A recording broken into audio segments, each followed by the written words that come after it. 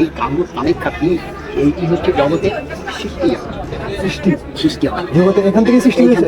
এখান থেকে সৃষ্টি কেন বলছি আমি? মা গর্ভপাত।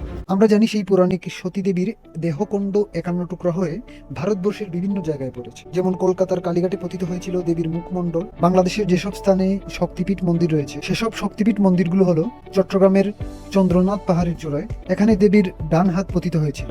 সিলেটের কানাইঘাটে এখানে দেবীর বাম জঙ্গা পতিত হয়েছিল। সিলেটের দক্ষিণ সুরমায় এখানে দেবীর গলা পতিত হয়েছিল।